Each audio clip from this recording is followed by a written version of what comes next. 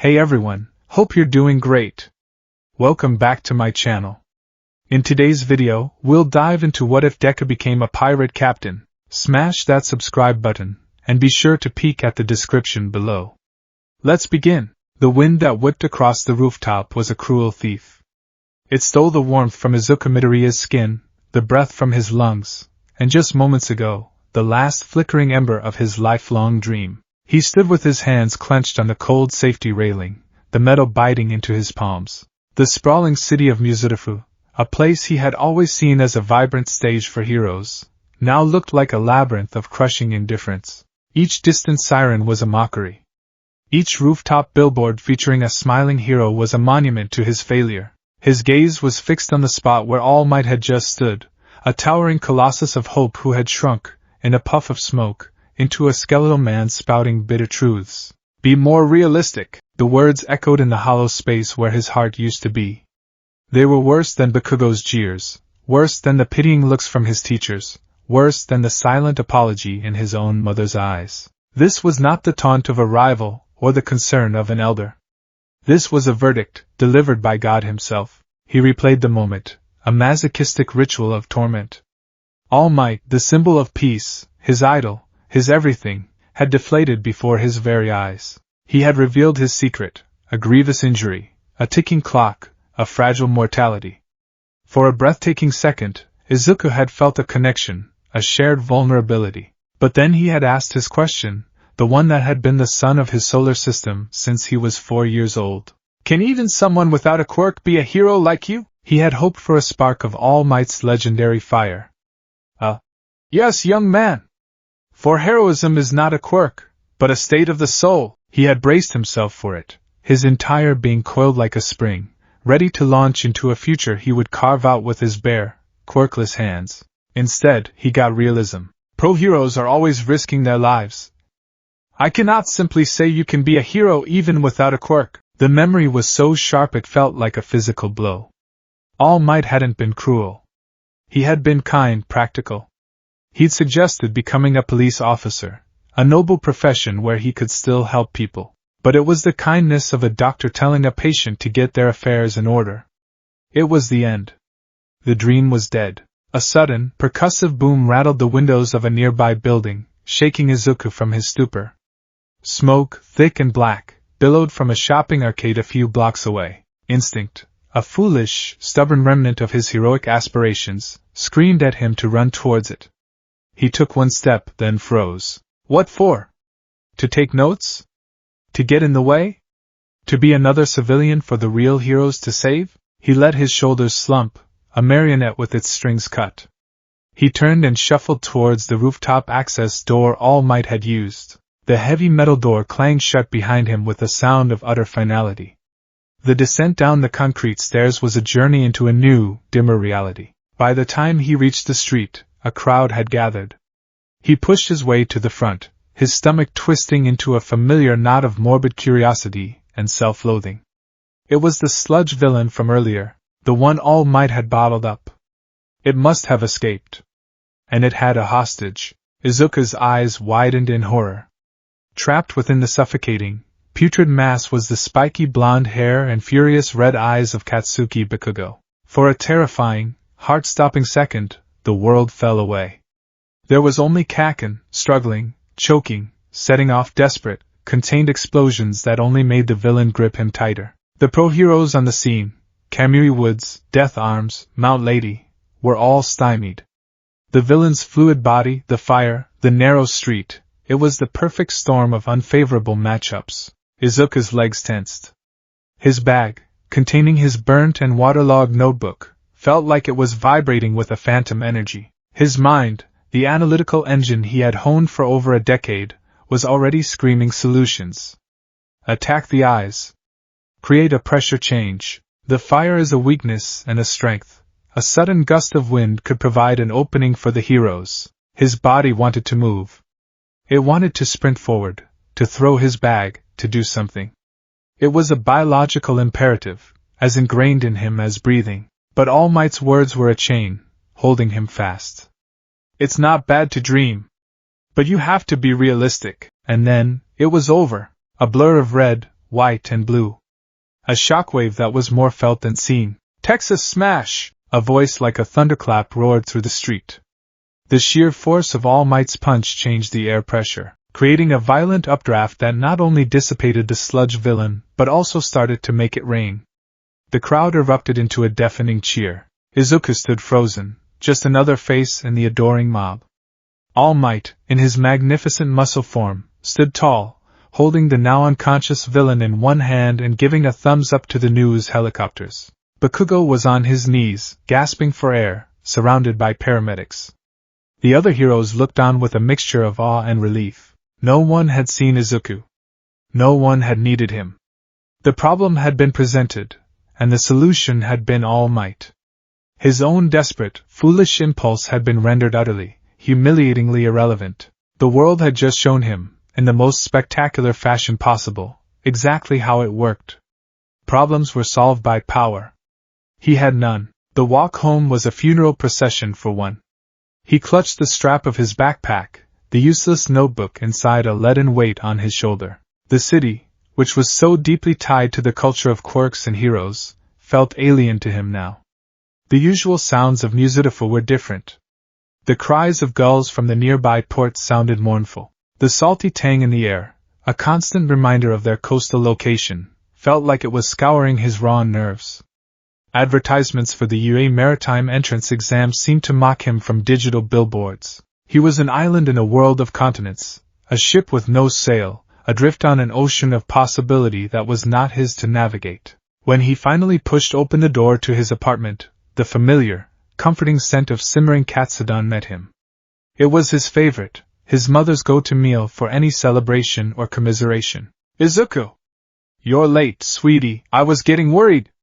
Inko Midoriya bustled out of the kitchen, wiping her hands on her apron. Her smile was a little strained, her large, gentle eyes scanning his face with the practiced worry of a mother who knew her son's heart was made of glass. I saw the news, that villain attack was so close to your school. Are you okay? I'm fine, Mom. He mumbled, his voice hoarse. He couldn't meet her gaze. He couldn't bear to see the reflection of his own failure in her loving eyes. Well, come on, wash up. I made your favorite, she said, her voice soft and coaxing. We can talk. Whatever it is, we can. She stopped. The bowl of rice she was carrying trembled in her hand. A fine tremor, barely noticeable, but it was there. Mom? Izuku asked, a new kind of fear, cold and sharp, piercing through his despair. It's nothing, just, my hand's a little tingly today, she said, trying for a dismissive laugh. But her face was pale. She took another step, and her hand spasmed. The porcelain bowl slipped from her grasp. It seemed to hang in the air for an eternity before it shattered on the hardwood floor, the white rice scattering like funeral confetti. And then, Inko Midoriya crumpled. It was not a dramatic, theatrical faint. It was a quiet, horrifying folding, as if the strings holding her upright had been systematically severed. Her knees buckled, her eyes rolled back, and she slumped to the floor in a heap. M.O.M. The despair, the self-pity, the dead dream, it all vanished, burned away by a supernova of pure, white-hot panic. He was at her side in an instant, his hands hovering over her, terrified to touch her, terrified not to. He shook her shoulder. Mom? Mom, wake up! Please! Her breathing was shallow, her skin clammy. The world narrowed to the sound of her ragged breaths and the frantic, hammering pulse in his own ears. The sirens he had heard earlier were for other people, for hero business. The ones he called now, his voice cracking and breaking over the phone, were for him. They were the sound of his world breaking apart. The hospital waiting room was a sterile, white purgatory. The relentless beep of distant machines was a kind of water torture, each sound a drop of dread. Izuku sat hunched on a vinyl chair, his hands clasped so tightly his knuckles were white. He had answered 100 questions, watched them will his mother away, and was now left in this antiseptic limbo, the ghost of All Might's words replaced by the ghost of his mother's collapse. Hours crawled by. Finally, a doctor emerged, a weary-looking man with kind eyes and deep lines etched around his mouth. He looked like he'd given bad news more times than he could count. Midoriya-san? He said, his voice gentle. Izuku shot to his feet. Is she okay? What happened? Is she awake? The doctor sighed, a heavy, tired sound. Please sit down. He waited until Izuku had numbly retaken his seat. Your mother is stable, and she is resting. We've run a full panel of tests. It's complex? Complex? What does that mean? Izuku's voice was a raw whisper. It means we're dealing with something extremely rare. The doctor explained, pulling up a chart on a tablet. We've found traces of a highly sophisticated, slow-acting neurotoxin in her system. It's not something we've ever seen before. It attacks the nervous system on a cellular level, causing gradual decay of motor functions and autonomic responses. The collapse was the result of a critical mass of the toxin reaching her brain stem. Izuku's mind, the one that could analyze hero statistics and quirk matchups in a nanosecond, struggled to keep up. A toxin? Poison? How? Where? We don't know. That's the problem. It's designed to be untraceable, to mimic a degenerative neurological disorder. It could have been administered weeks, even months ago. A single contact, an aerosol, something ingested, it's impossible to say. The doctor pinched the bridge of his nose. And I'm very sorry, Midoriya-kun, but there's more. Because of its unique composition, we have no antivenom. No conventional cure. The white walls of the waiting room seemed to press in on Izuku. The floor tilted beneath his feet. No cure. 2 words. 2 simple words that were infinitely heavier, infinitely more destructive than. Be more realistic. So what happens? Izuku choked out. The doctor's professional mask cracked, revealing a flicker of genuine pity. We can manage the symptoms. Provide supportive care. We'll do everything in our power to make her comfortable. But the toxin will continue its work. It will be gradual. A slow-motion death sentence. The vibrant, loving woman who was his entire world would just fade. First her movement, then her functions, then her life. All while he, her quirkless, useless son, could do nothing but watch. Tears he hadn't shed on the rooftop, tears he hadn't shed watching his dream die, now streamed down his face, hot and silent. He was drowning. The doctor's voice seemed to come from a great distance. There is one thing, the doctor said, almost reluctantly. It's not medicine. It's folklore. A sailor's story. I served as a naval doctor for 20 years before this, and you hear things in the uncharted blue. Izuku's head snapped up, his eyes locking onto the doctor's. What? What is it? It's a ghost story, son, a desperate man's tale. The doctor warned. They talk of a place on the very edge of the known maps, a place the Maritime Hero Commission has declared a forbidden zone. They call it the Leviathan's Graveyard. A graveyard for ships and colossal sea creatures. The legends say that in a grotto at its heart, a unique bioluminescent organism grows. A type of coral. They call it the sunken heart coral. He leaned forward, his voice dropping to a near whisper. The myth says this coral has unbelievable restorative properties. That it can neutralize any toxin, cure any poison, purify any sickness. It's the origin of a dozen fairy tales about miraculous recoveries. But no one has ever retrieved it. The graveyard is guarded by monstrous beasts and treacherous, ship-shredding currents. To even attempt to go there is suicide. He stood up, placing a comforting hand on Izuku's shoulder. It's just a story, Midoriya-kun. Focus on the here and now. Be with your mother. I'm truly sorry. The doctor left, leaving Izuku alone with the echoing words. Suicide. A desperate man's tale. No cure. But his analytical mind, his one true asset, had already seized on a single, gleaming thread in the tapestry of despair. The doctor, a man of science and reason, had called it a myth, but he had also given it a name. And a location. Myths didn't have locations. The apartment was a tomb. The silence was a physical weight. The shattered rice bowl had been cleaned up by a neighbor, but its ghost remained on the floor. Izuku moved through the rooms in a daze, his mother's absence a gaping wound in the fabric of their small home. He found himself in the cramped storage closet, aimlessly looking for, he didn't even know what, and then he saw it. Tucked away under a pile of old blankets, a large, dark woodsy chest, bound with tarnished brass. He'd seen it before, of course, but had never paid it much mind. It was his father's, Hisashi Midoriya. A man he barely remembered. He was a marine cartographer, a mapmaker for a private exploration firm. Inko always said he had the sea in his blood. He had a fire-breathing quirk, a detail that felt like a cruel joke to Izuku. He had vanished at sea when Izuku was a toddler, his ship lost in a sudden squall in the Outer Isles. Presumed dead, Izuku ran his fingers over the chest. It was sealed with a heavy, rusted lock. Driven by an impulse he didn't understand, he fetched a hammer and a screwdriver from the kitchen drawer. With a grunt of effort and a sharp crack of protesting wood, he pried the lock off. The lid creaked open. The smell that wafted out was the smell of history, old paper, dried ink, and the sharp, briny scent of a long-lost ocean. Inside, there was no treasure. There was something far more valuable, rolled scrolls of vellum, tied with twine. He unfurled one. It was a map, but unlike any he had ever seen.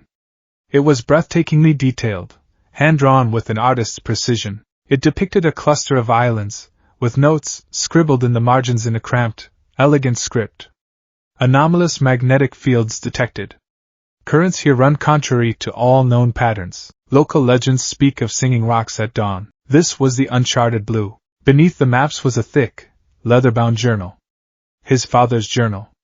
Izuku's hands trembled as he opened it. The pages were filled with the same script, documenting voyages, astronomical readings, and frustrations with the Hero Commission's rigid control over the seas. They limited exploration, labeling vast territories as dangerous or off-limits to maintain their control. His father, he realized, was not just a cartographer. He was an explorer, a rebel in his own quiet way, pushing against the boundaries of the known world. Izuku flipped through the pages, his eyes scanning dates, locations, entries about strange sea life. Then he found it. The last section of the journal. The heading was stark, Project Leviathan. His heart hammered against his ribs. October 3rd. The Commission calls it a myth to deter pirates and unlicensed explorers, but the data doesn't lie. The confluence of magnetic distortions, the sudden, violent shifts in deep-sea currents, the sheer number of vessels lost in that sector, it all points to a massive geographical and ecological anomaly. They've named it the Leviathan's Graveyard. I believe it is real. October 19th. Cross-referencing sailors' myths with satellite topography has yielded a potential path. A needle to be threaded through a hurricane. The old stories of the sunken heart coral persist. While the other explorers mock it as fantasy, the ecological conditions necessary for such a unique bioluminescent extremophile could very well exist within the theorized anomaly. Its rumored curative properties are likely exaggerated, but its existence as a cartographical prize is undeniable. To be the first to chart the graveyard, it would be the culmination of my life's work. November 1st. My preparations are nearly complete. I've acquired a small, fast sloop-class vessel, perfect for navigating the treacherous waters I anticipate. The firm thinks I'm surveying the Pearl Archipelago. They cannot know. Inko worries. I told her it was one last trip before I took a teaching position. I hate lying to her. But this is my all might, my summit of Everest. A photo of her and little Izuku is taped to my compass. They are my North Star. They are my way home. That was the last entry. Izuku's tears dripped onto the page, smearing the decade-old ink. His father hadn't been lost in a random squall. He had gone chasing a legend.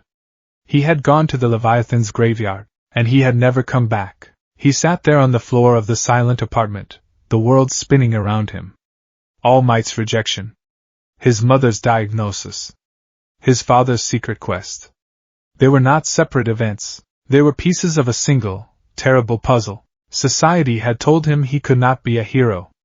It had failed to protect his mother. The laws and rules that governed their world had no answer for him, no cure for her. But his father, a man who chafed under those same rules, had left him a map. A map to a place outside the law. A map to a desperate man's tale. A desperate resolve, colder and harder than steel, began to form in the ruins of his heart. His heroic drive, that ceaseless, burning need to save people, had not been extinguished. It had been cornered, beaten, and left for dead. And now, it was changing. If he couldn't be a hero in their world, he would be something else in his own. He stood up, his movements stiff. He went to his room and pulled out a fresh notebook, one of the many he had bought to fill with hero analysis. He stared at the blank cover, then at the burnt, ruined remains of Hero Analysis for the Future number 13. With a steady hand, he took a marker and wrote on the new cover.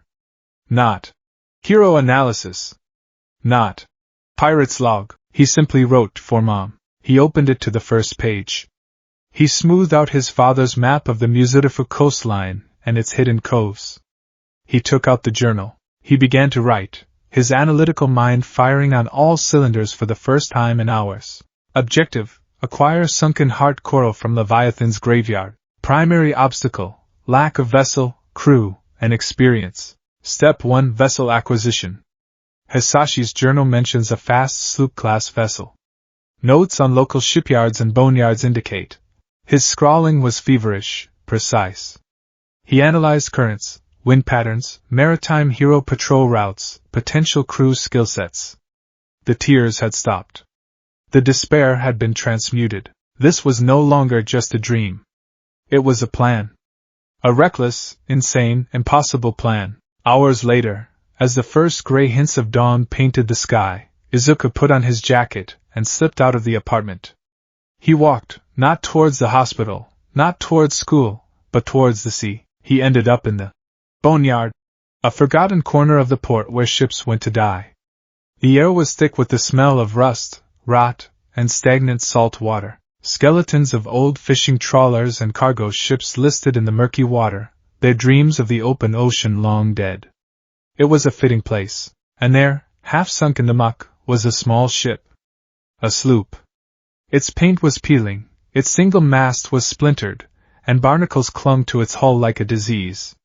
It was a wreck, forgotten and pathetic. But Izuku's eyes, now armed with his father's knowledge, saw something else. He saw the sleek lines his father had praised. He saw the sturdy hull beneath the grime. He saw a survivor. He waded into the cold, murky water, his shoes sinking into the mud. He reached out and laid his hand on the damp, splintered wood of the hull. It was real. Tangible. His dream of being a hero like All Might had died on a rooftop. But here, in a graveyard of ships, with a dying mother and a dead father's legacy as his only guides, a new, terrifying, and defiant purpose was being born. He would break every rule. He would defy the heroes and the villains. He would sail into a myth. He would save his mother, or he would die trying. Looking out past the harbor, towards the infinite horizon where the sun was just beginning to burn away the darkness, he whispered the words into the morning mist, a quiet vow that was the first shot in a war against fate. The antiseptic smell of the hospital was a constant, suffocating presence. For 3 days, it had been the backdrop to Izuku's new reality. He sat by his mother's bedside, watching the slow, rhythmic rise and fall of her chest, a motion governed by the quiet hiss and click of the machines beside her. She was awake, but only just. Her eyes, usually so bright and full of life, were clouded with a profound weariness. When she tried to smile at him, only one side of her mouth would obey. "Izuku, honey," she whispered, her voice a fragile, papery thing. "You shouldn't spend all your time here. Your studies." "It's okay, Mom," he said, forcing a brightness into his own voice that felt like a betrayal. He squeezed her hand, the one that still had feeling. "I'm on top of it. Don't you worry about anything." A lie. He hadn't thought about school once. His world had shrunk to this room, to the terrifyingly slow drip of the 4-bag, and to the frantic, secret work he did late into the night. The doctor's prognosis had been a death knell, but the sailor's legend was a defiant spark. The sunken heart coral. It was no longer a myth to him. It was the only answer in a world that had none. Every moment he spent here, watching his mother fade, was a moment he wasn't working towards that answer. The guilt was a physical weight, pressing down on his ribs until it was hard to breathe. That evening, he left the hospital with a resolve that had hardened from desperation into cold, sharp-edged necessity. He couldn't do this alone. The ship, which he had mentally christened the New Dawn in a moment of feverish optimism, was a testament to his limitations. It sat in the boneyard, a waterlogged tomb, He had spent hours bailing out brackish water with a bucket, his muscles screaming in protest. He tried to assess the damage to the mast stump, but he was no carpenter. He tried to scrub the hull, but years of grime and algae fought back with a stubbornness he couldn't match. His mind was his weapon, but his body was just a quirkless teenager's. He needed help. Not just hands, but skills. Quirks. He didn't go home. Instead, he went to a dingy, 24-hour internet cafe in the seedier part of the Port District. The air was thick with the smell of stale coffee and ozone. He paid for 2 hours and sat at a sticky terminal in the corner, pulling his hood low. The heroes wouldn't help him. The police would arrest him. So he had to think like a fugitive. He had to think like a captain. A captain's first duty is to his crew. He didn't search for criminals or villains. That wasn't the crew he wanted to build. He was looking for people like him, those pushed to the fringes, those with powerful abilities that society had failed to properly value, those trapped by a system that was supposed to help them. He searched public records, news archives, and obscure online forums for disgruntled support industry workers.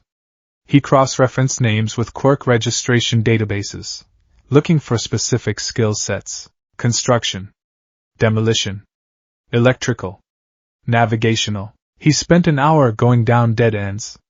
Then, he found a hit. A small news article from a local trade paper, dated 6 months ago. Dockside mishap highlights dangers of overuse and gravity-based quirk labor. The article detailed a minor incident where a young worker had fainted from quirk exhaustion after a 16-hour shift, nearly dropping a multi-ton shipping container. The company, a low-bid logistics firm named Burley Hall Shipping, was fined a pittance. The worker's name was Uraraka Ochako. Izuku's fingers flew across the keyboard. Quirk, zero gravity. The ability to nullify the gravitational pull of any object she touched with the pads of her fingers. The article mentioned a weight limit, and the side effect of severe nausea if she overused it. His mind lit up. A ship is an equation of weight and buoyancy.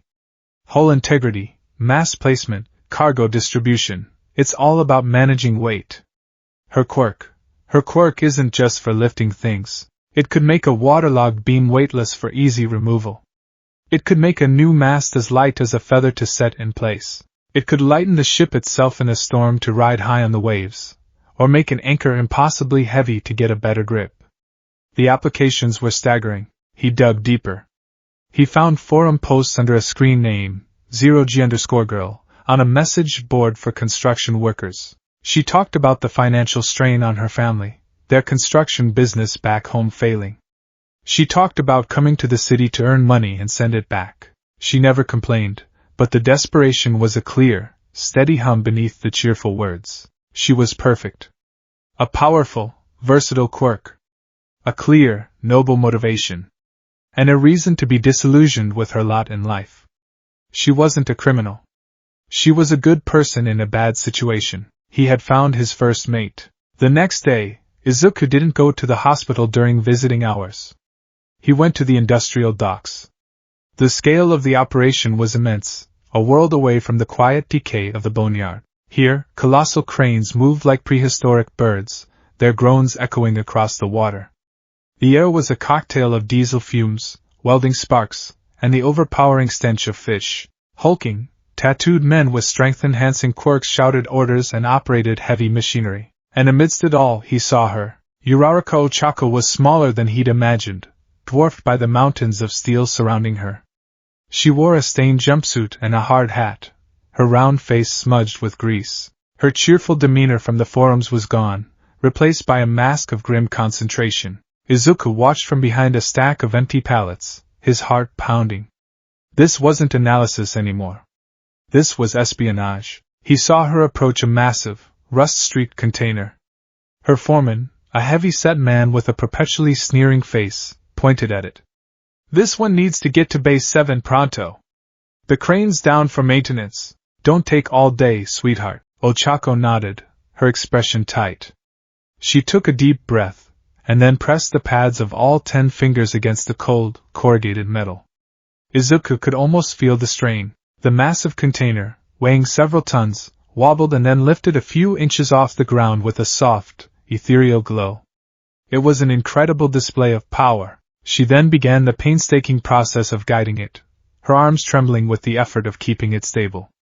It was like watching an ant try to move a boulder. Her quirk removed the weight, but not the inertia.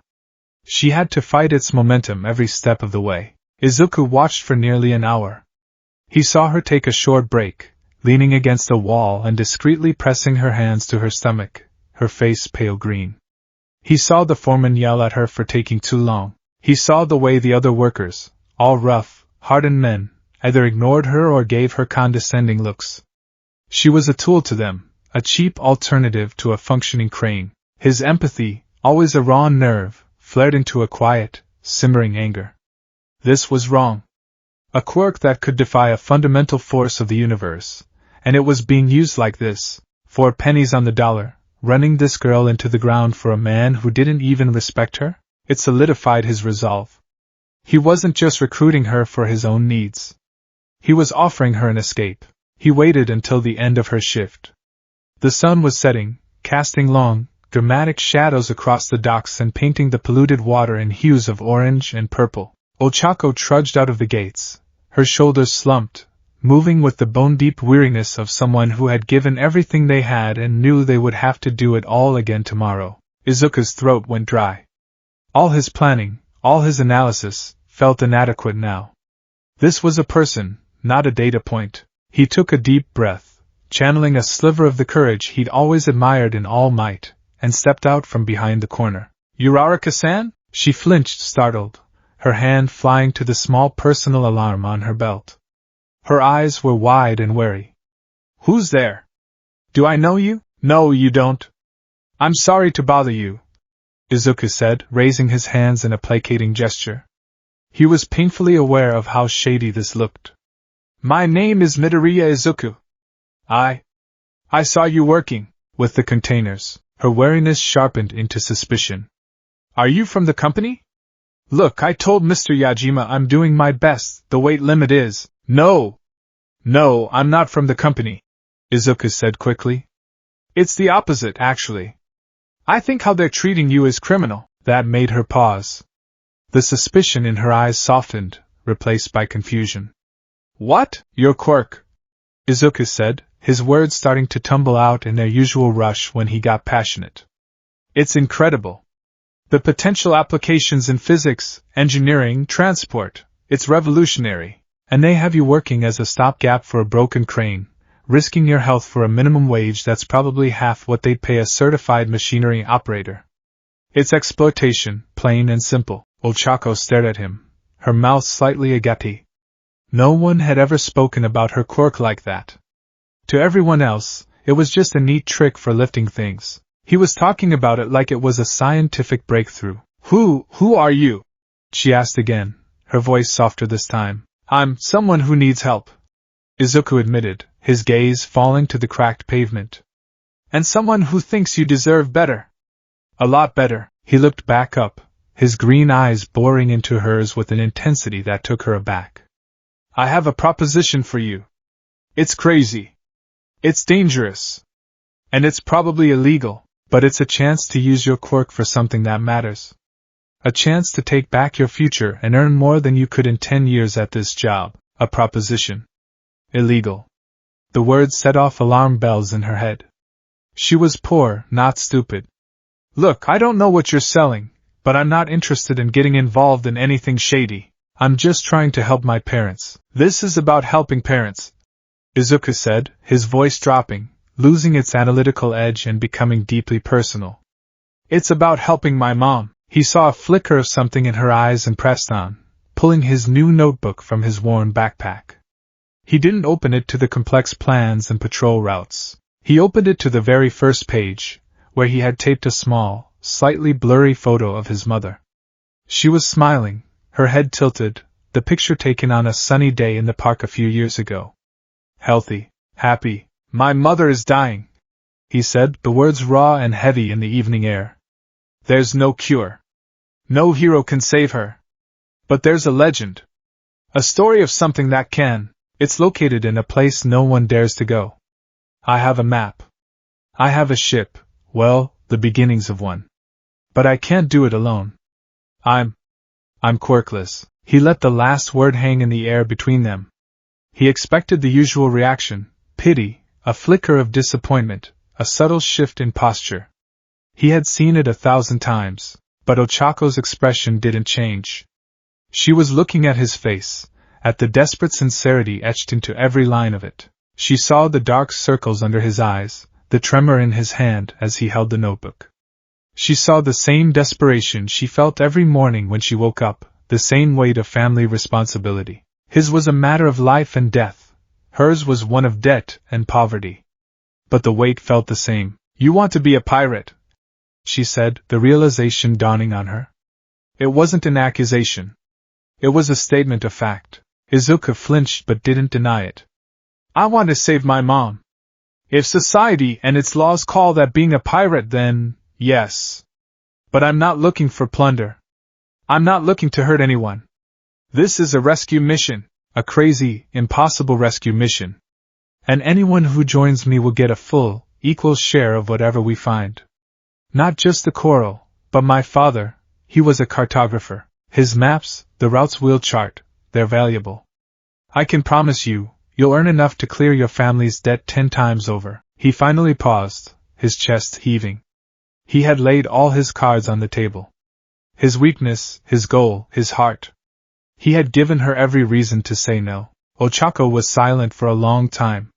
The sounds of the port filled the space between them, the distant clang of metal, the lonely cry of a gull. She thought of her parents, their kind faces etched with worry every time she called them.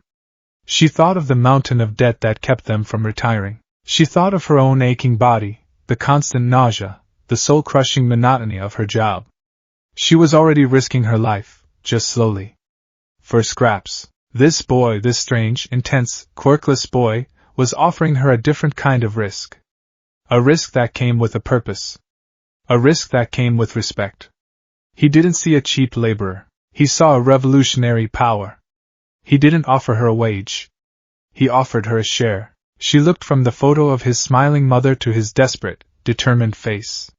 She saw the same look she sometimes saw in her own reflection, someone willing to do anything for their family. "A ship, you said?" she asked, her voice quiet but firm. Izuku's eyes widened, a universe of hope dawning in them.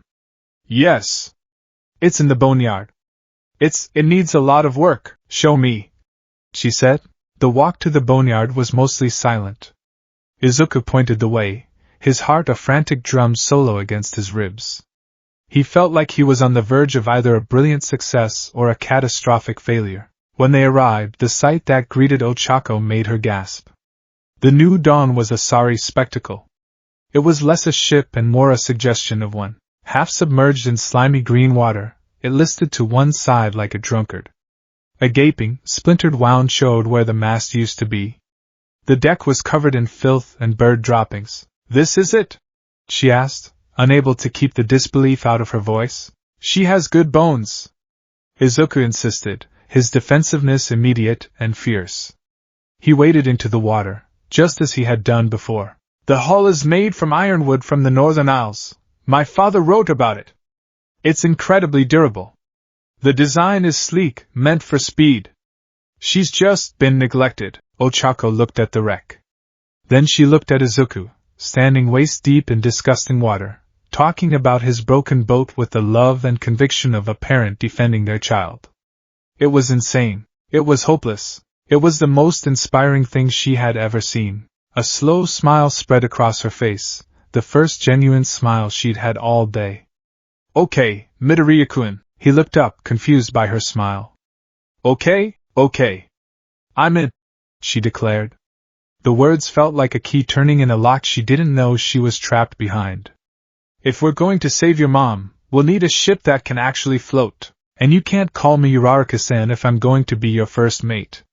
"It's Ochako." Izuku just stared, dumbfounded, as if he couldn't process the word yes. A slow, wondrous grin spread across his face, so bright it seemed to push back the encroaching twilight. "Ochako-san." Thank you, just Ochako," she corrected, her smile widening. "Now, what's first, Captain?" The word captain hung in the air, tasting of salt and adventure. It settled onto Izuku's shoulders, and for the first time, it didn't feel like a costume. It felt like a destiny. First, he said, his eyes gleaming with purpose. We get her out of the mud. This was her first test, and his.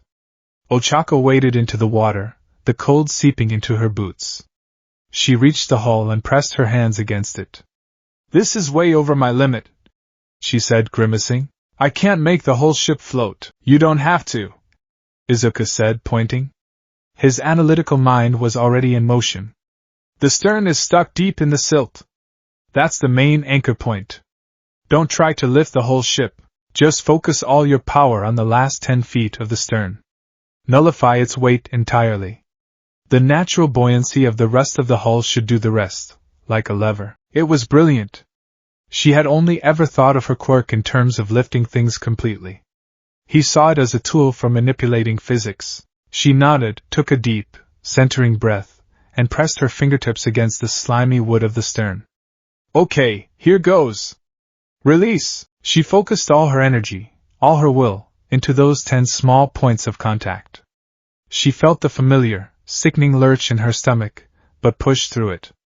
The ship didn't float, but there was a deep, sucking sound, a groan of tired wood shifting against mud for the first time in years. The stern, now weightless, bobbed up a few inches. The rest of the ship, pulled by the simple physics Izuku had predicted, slowly, painfully, began to right itself. With a great groaning shudder that echoed across the silent boneyard, the new dawn broke free from the mud that had been its grave. It was still a wreck. But it was floating. Izuku let out a whoop of pure joy, splashing the water with his hands. Ochako, despite the wave of nausea hitting her, couldn't help but laugh. The sound was bright and clear in the quiet evening. She deactivated her quirk, and the ship settled into the water, now floating level.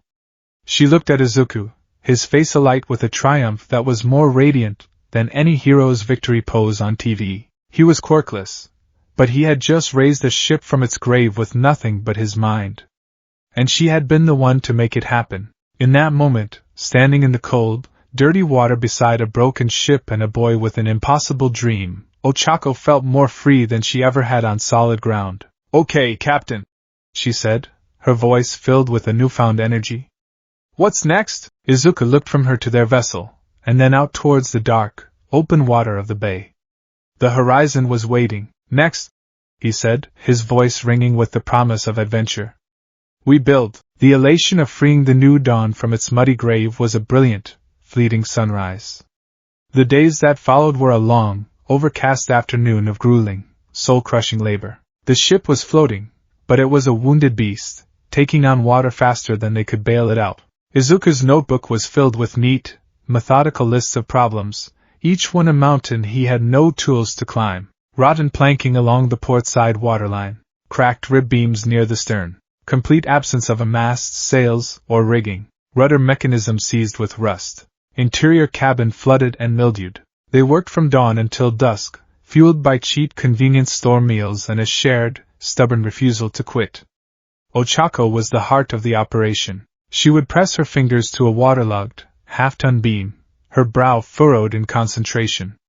Release, she'd grunt, and the massive piece of wood would become light enough for Izuku to guide out of the hole with ropes. Then she would stumble away, green-faced, to fight off the nausea while Izuku attacked the exposed rot with a borrowed crowbar. They developed a rhythm born of necessity. Izuku, with his father's journal and his own analytical mind, was the surgeon, identifying the sickness in the ship's bones. Ochako was the impossible strength, the force that allowed the surgery to happen. But they were patching gaping wounds with scavenged planks and sheer willpower. They were using bandages where they needed steel plates and expert joinery. After a week of this, exhaustion had settled deep into their bones. They sat on the relatively dry patch of the forward deck, watching the sunset bleed across the sky. The ship groaned beneath them, a sound of chronic pain. It's not enough, Ochako said quietly, her voice hoarse. She was staring at a fresh patch they'd spent all day fitting, a piece of driftwood that was already weeping a thin trickle of water. We're plugging a dozen holes, and a dozen more appear. We fix a beam, and the strain cracks another one. At this rate, Izuku, at this rate, it'll take us a year just to make it out of the harbor. Your mom. She didn't finish the sentence. She didn't have to. The unspoken words hung in the air, cold and heavy. Your mom doesn't have a ear. Izuku stared down at his hands. They were a wreck of blisters, cuts, and splinters. His body ached in ways he had never imagined. For all his planning, for all his determination, he had run headfirst into the unyielding wall of physical reality. He could analyze the problem perfectly, but he couldn't build the solution. You're right, he admitted, the words tasting like ash. He closed his eyes, forcing away the image of his mother's tired smile. Panic was a wolf at the door, and he couldn't let it in. He had to think, analyze, formulate. We can't do this ourselves. We don't have the skills or the tools. We need a miracle worker. He pulled out his notebook, flipping past the ship repair logs to a new section titled Crew Acquisition, Phase 2. On the top of the page, a single name was circled multiple times, May Hatsum. There's an inventor, he began, his voice regaining a spark of its usual analytical fire. A genius. She was in the support course at the prestigious Ketsubatsu Academy High School until she was expelled. Her final project, a high-altitude hydraulic landing system, overpressurized and blew out every window on the west wing of the engineering building. Ochako blinked. She blew up her school. Part of it, Izuku clarified. No one was hurt, but the board called her a reckless danger to property and personnel. I've seen forum posts from her classmates. They said she was a decade ahead of her teachers. She was trying to build things they couldn't even comprehend, and they punished her for it. So she's brilliant, and she hates authority, Ochako mused, a small smile playing on her lips. Sounds like our kind of person. Where is she? That's the problem, Izuku said, tapping the page. After her expulsion, she dropped off the map. No public records, no official workshop registration. But for someone who loves to build, she has to get parts. High-end, often regulated parts. He pointed to a hand-drawn map of the port's industrial sector. There's a black market district here, the locals call it the scrap heap. It's where broken-down tech, stolen support items, and decommissioned industrial machinery all end up. If she's still building, she's shopping there. So we go to a black market full of criminals and just ask around for a girl who blows things up. Ochako asked, raising an eyebrow. It's the only lead we have, Izuku said, his expression grimly determined. We need a shipwright. She's the best there is. We just have to find her. The scrap heap was less a district and more a metallic jungle. Mountains of rusted metal, tangled nests of cables, and gutted husks of machinery formed narrow, winding canyons. The air was thick with the smell of burnt wiring, leaked coolant, and welding fumes. Shady-looking figures with cybernetic limbs and volatile quirks haggled in hushed tones in the perpetual twilight cast by the junk heaps. It was a world away from the bright, clean society of heroes Izuku had once idolized. It was exhilarating and terrifying. Izuku and Ochako moved cautiously, trying to look like they belonged. They spent hours asking discreet questions, getting nothing but suspicious glares and gruff dismissals. You looking for a tinker? One vendor, a man with snakes for hair, hissed at them. I got power gauntlets, fresh off a hero who didn't duck fast enough. Cheap. No, thank you, Izuku mumbled, pulling Ochako away. They were about to give up when Ochako spotted it. Tucked away behind a collapsed crane arm was a small, almost hidden stall selling high-frequency capacitors and rare earth magnets. The proprietor was a jumpy man with 4 eyes that all seemed to be looking in different directions. Izuku decided to try a new tactic. He walked up and instead of asking for May, he pointed to a particularly complex-looking gyroscope. This is a Mark IV gyroscopic stabilizer, isn't it? But the casing is modified. Custom heat sinks. Someone's trying to overclock it for rapid reorientation, probably for a personal mobility device. The 4-eyed man froze, his eyes finally focusing on Izuku. You know your tech, kid. I'm looking for the person who made this, Izuku pressed, his voice steady. I'm not a cop. I'm a potential customer.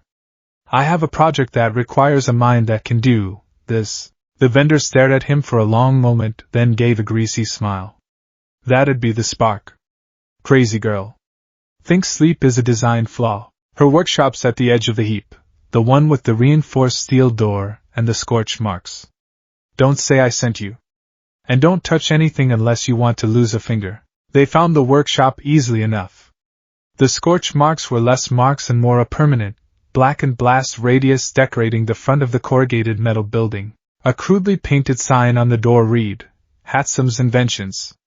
If it's not smoking, it's not working. Izuku took a deep breath and knocked. There was no answer. He knocked again, louder. A muffled voice shouted from within. Go away! I'm approaching critical plasma ignition. Before Izuku could process what that meant, there was a deafening FWOMPH, followed by a high-pitched metallic scream.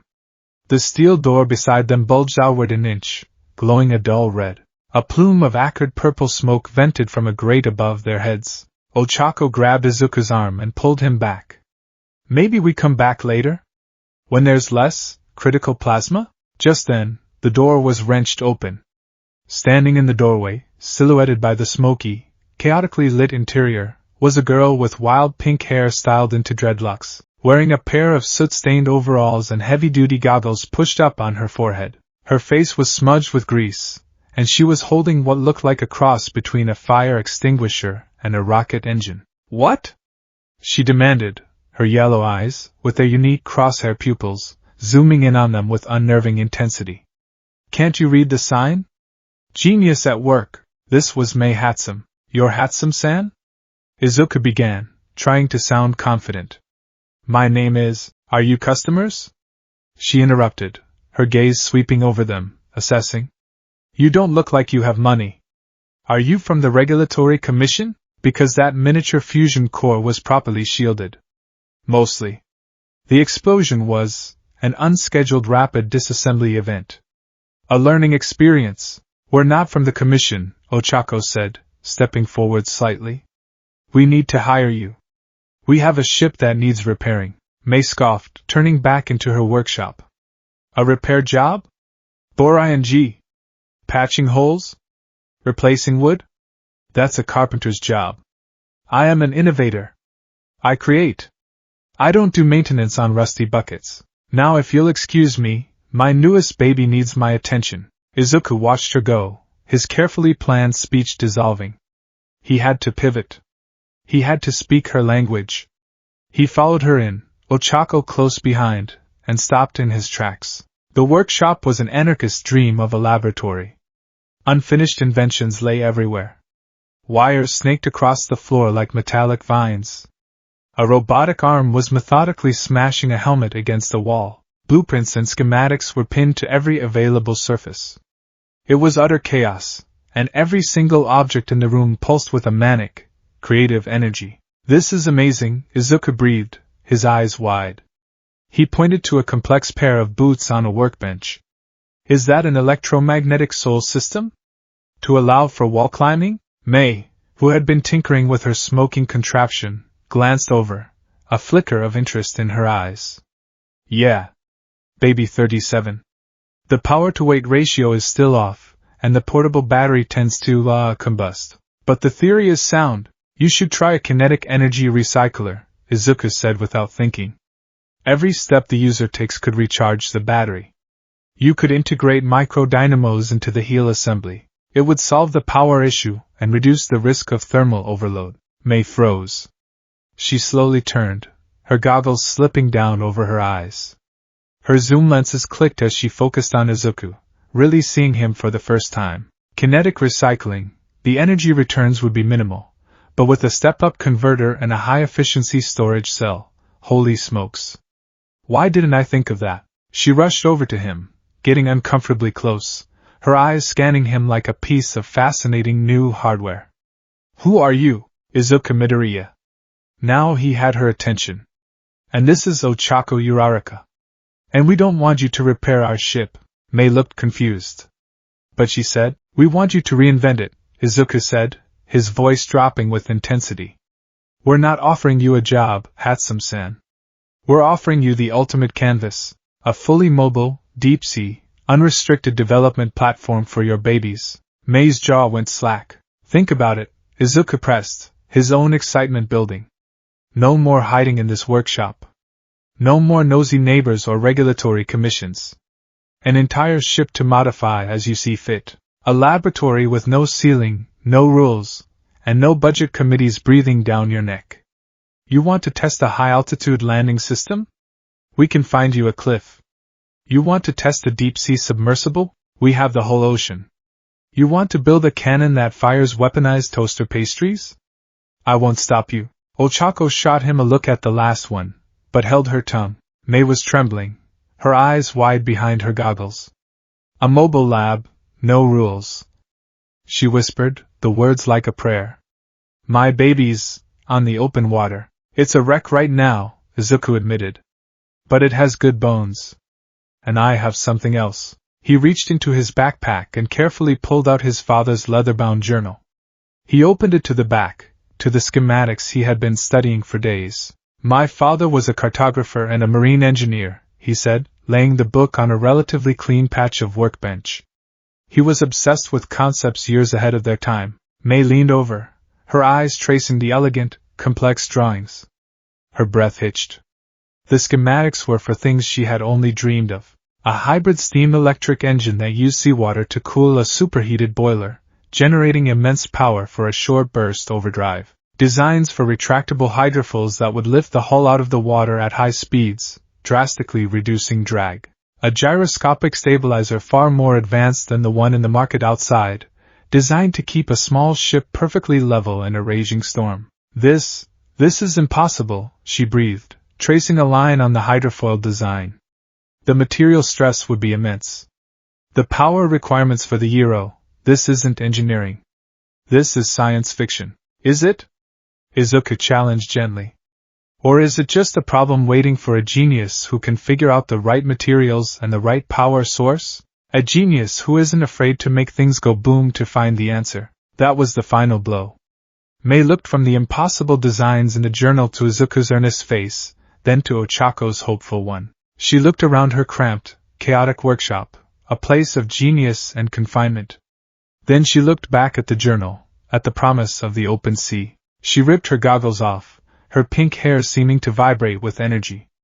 A manic, predatory grin spread across her face. Okay. I'm in. She screeched, startling them both. This ship. It's not a canvas. It's my ultimate baby. Baby Prime. We're going to make it the fastest, most incredible, most baby-filled ship the world has ever seen.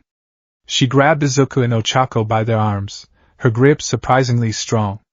No time to waste. Show me to my new laboratory. We have babies to build. She practically dragged them out of her workshop, leaving the door wide open and the smoking invention sputtering on the floor. The first time May saw the new dawn, she didn't see a wreck. Ochako saw rot and leaks. Izuku saw potential and history. May saw a glorious, blank slate. Ooh, fantastic! She squealed, her eyes zooming in on the splintered mast stump. A perfect mounting point for a forward-facing concussion cannon. Or a long-range sensor array. Or both. She slapped the hull. And this ironwood. The tensile strength is off the charts. We can attach my hydrofoils directly to the lower frame. Her energy was infectious and utterly overwhelming. For the next 2 weeks, the boneyard was no longer a place of decay. It was a forge. A montage of organized chaos ensued. May moved her entire workshop to the dock beside the ship. She was a whirlwind of creation, a blur of pink hair and flying sparks. Ochako's role was transformed. She was no longer just bailing and patching. She was the crane, the forklift, the dry dock. Ochako-chan, May would yell, I need this multi-ton boiler assembly moved into the engine room. Make it a feather for me. And Ochako, gritting her teeth, would press her hands to the massive metal object and float it effortlessly through the air while May and Izuku guided it into place. She held heavy hull plates in position with zero gravity, allowing May to weld them with perfect precision. Her power was the essential ingredient that made May's frantic genius possible on this scale. Izuku was the captain, the project manager, and the lead researcher. He was the bridge between his father's arcane theories and May's explosive practicality. He would spend hours deciphering his father's cramped notes, explaining the principles of the steam-electric hybrid engine. See, The initial boiler gives the torque, but the electricity generated from the heat exchange powers the high-speed turbines, he'd explain, pointing at the schematics. Got it. More power, less boom. May would reply, already rewiring a series of capacitors. May, in turn, didn't just build. She improved, she improvised, she hatsomed. The ship was her masterpiece. She didn't just fix the hull, she reinforced it with overlapping plates of scavenged duralumin, giving it a tough, patchwork look. She installed the Hatsum Special Overdrive Boiler, a monstrous contraption of polished copper and steel that took up most of the lower deck and hummed with barely contained power. The retractable hydrophils were attached to the hull, elegant and deadly, like the fins of some futuristic shark. For defense and utility, she installed her Arachne-class grapnel systems on the port and starboard sides, high-tension wire launchers that could be used to make sharp turns, latch onto other objects, or, as May cheerfully noted, snag a tasty sea king for dinner. While she worked on the ship, she also kept glancing at Izuku. "You're the captain, right?" she said one afternoon, her goggles reflecting his image. "A quirkless captain. That means you're vulnerable. Unacceptable. A captain can't be a weak point. You, my friend, are a support gear challenge, and I love a challenge." Before he could protest, she was taking his measurements. 2 days later, she presented him with his own set of babies. They weren't a flashy hero costume. They were practical, rugged, and brilliant. The boots were reinforced steel toes, but embedded in the soles were the miniaturized kinetic recyclers he had suggested, along with powerful electromagnets. May's Baby 37, perfected. The gauntlets were leather and steel, one armed with a smaller, personal version of the ship's grapnel launcher, the other with a high-lumen flashbang and a compartment for smoke pellets. The final piece was a tactical analysis visor that fit over his right eye. "It's linked to the ship's sensor array. Once I build it," she explained excitedly, "it'll give you telemetry, structural analysis, wind speed, everything. Right now, it's mostly a really cool telescope. But the potential," Izuku put on the gear. It felt right. It didn't give him a quirk, but it amplified his strengths, his mobility, his strategic mind, his ability to use his environment. It was an extension of himself. Finally, the day came. The new Dawn was transformed. It was no super yacht. It was a bizarre, beautiful Frankenstein's monster of a ship. Old ironwood sat next to gleaming duralumin. Sleek, advanced hydrofoils protruded from a battered hull. Copper pipes and wiring snaked across the deck like veins and arteries, all leading back to the monstrous engine that was the ship's new heart. It was a ship with scars, a ship with character. It was theirs. That night, under the light of a single bare bulb dangling from a makeshift yardarm, Izuku took out a can of black paint. On a large sheet of canvas, he began to paint their flag. He didn't paint a symbol of terror or death. He painted a skull, but he gave it a determined, unwavering smile. And rising from the top of the cranium, he painted 2 bold, V-shaped tufts, just like All Might's signature hair. He set the whole image against the backdrop of a rising sun. It was his past and his future colliding. The dream he had lost, reforged into a new symbol. Not of state-sanctioned peace, but of defiant hope. The Jolly Roger of the New Dawn crew. They hoisted it up the new mast, the dark canvas flapping softly in the night breeze.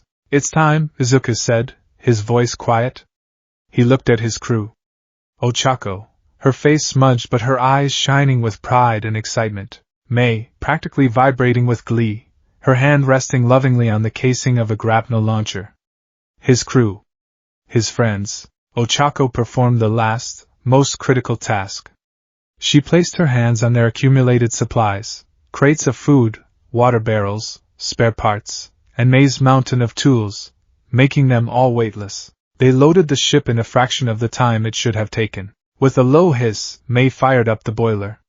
The ship began to hum, a deep thrum of power that resonated up through the soles of Izuku's new boots. There were no grand pronouncements, no dramatic speeches. Their departure was a secret, a quiet slipping of the bonds that held them to their old lives. Izuku stood at the helm, a beautifully restored ship's wheel that was cool and solid beneath his hands. Ochako stood beside him, her gaze fixed on the harbor mouth. May was already below deck, probably making some last-minute, unauthorized adjustment to the engine. "Ready, Captain?" Ochako asked, her smile a beacon in the darkness. Izuku looked back at the sleeping city, a skyline of dreams that had no place for him. He thought of his mother in the sterile hospital room, a silent promise renewing itself in his heart. Then he looked forward, into the vast, dark expanse of the uncharted blue, an ocean of unknown dangers and impossible legends. He was no longer the boy who cried on rooftops. He was the captain of this ship, the leader of this crew. His journey wasn't about becoming a hero anymore. It was about doing what heroes couldn't. "Ready," he said, his voice clear and steady. He turned the wheel, and the new dawn, a vessel of patched-up hopes and explosive genius, silently glided out of the boneyard. It slipped past the sleeping cargo ships and the watchful lights of the Maritime Hero Patrol towers, a ghost leaving its own grave. The city lights shrank behind them, becoming just another constellation in the night sky. Ahead, there was only the sound of the water parting before their hull in the endless, dark horizon. The dream was dead. The legend was just beginning. The first 2 weeks on the open water were a baptism by salt and spray. The uncharted blue was not the placid, predictable ocean of coastal charts. It was a living, breathing entity, with moods that swung from serene tranquility to sudden, violent fury. For Izuku, Ochako, and Mei, it was a brutal but effective teacher. They learned the language of the ship. They learned the specific groan the hull made when it was under strain, the high-pitched whistle of the wind through the rigging that preceded a squall, and the deep, satisfying thrum of Mei's engine running at optimal temperature. Izuku, armed with his father's journal and his own sharp instincts, proved to be a natural-born captain and navigator. He spent hours cross-referencing Hisashi's hand-drawn maps with the rudimentary long-range sonar Mei had cobbled together. He wasn't just following a line on a chart. He was reading the story of the sea, predicting currents, and finding safe passage through treacherous reef systems that would have ripped a less attentive crew to shreds. He was quiet, focused, and saw everything. The crew felt it. This wasn't just a boy playing pirate. This was a leader who would get them through the storm. Ochako, free from the crushing weight of her old life, blossomed. She became the heart and hands of the crew. Her official title was first mate, but her real role was shipmaster. She learned the rigging with a speed that astonished Izuku, her natural grace and kinesthetic sense making her a demon in the sails. Her quirk was their secret weapon. In a sudden squall, when the ship was taking on water, she would slap the deck and shout release, making the entire vessel momentarily lighter, allowing it to ride over a wave that should have swamped them. She was the one who kept morale high, her easy laughter a constant, welcome presence against the endless backdrop of the ocean. And then there was Mei. The new dawn was her kingdom. She was a gremlin in the engine room, a mad god in the workshop. She never seemed to sleep, existing in a perpetual state of creation. The ship evolved on a daily basis. One morning, they would wake to find she'd installed a new filtration system that turned seawater into drinkable water with surprising efficiency. The next, a small, automated cannon designed to shoot biodegradable soap bubbles, for distracting small but annoying sea creatures. And for cleanliness, Baby 52 would appear on the stern. Her energy was chaotic, but her genius was undeniable. The ship wasn't just a vehicle. It was becoming a member of the crew, growing and adapting under her obsessive care. Their destination was a remote trading outpost called Whisperwind Port, located on the fringe of the truly lawless regions. According to his father's notes, it was a haven for information brokers, smugglers, and explorers, the perfect place to gather intelligence on the Leviathan's graveyard. But to get there, they had to cross a notorious stretch of ocean known as the Static Sea. Izuku's father had written about it with a mixture of scientific curiosity and sailor's superstition. Region designated Static Sea. Numerous reports, spanning decades, of vessels found completely dead in the water. No signs of struggle, no piracy. Just silent, power systems drained, compasses spinning uselessly. Crews are often found dehydrated but otherwise unharmed, with no memory of the event. Locals call it the ghost of the Static Sea, a phantom that feeds on ships' lifeblood. The Maritime Hero Commission dismisses it as a series of unrelated mechanical failures combined with mass hysteria. I suspect an unknown environmental phenomenon. A massive, localized electromagnetic field, perhaps. As they approached the coordinates marked on the map, the very air seemed to change. The sky took on a strange, hazy quality, and the usual chatter of seabirds fell silent. The water became unnaturally calm, its surface like dark, polished glass. "We're here," Izuku announced from the helm, his voice low. He kept his eyes on the horizon, a knot of apprehension tightening in his stomach. "May, how are the power levels?" May's voice crackled over the ship-wide intercom she had installed. "All systems nominal, Captain. My beautiful babies are humming along perfectly. The ambient electrical field is a little fuzzy, though. It's making my sensors itchy." Ochako stood beside Izuku, her hand resting on the railing. "It's creepy," she whispered. "It feels like we're sailing into a photograph." She was right. The lack of wind was unnatural. They were moving only by the power of the engine, a low thrum that felt like the only heartbeat in a dead world. The silence was profound, broken only by the gentle sloshing of water against their hull. They sailed for hours through this eerie tranquility. The sun beat down, but the air remained cool. Izuku kept checking his compass. The needle, which had been steadfastly pointing north, began to quiver.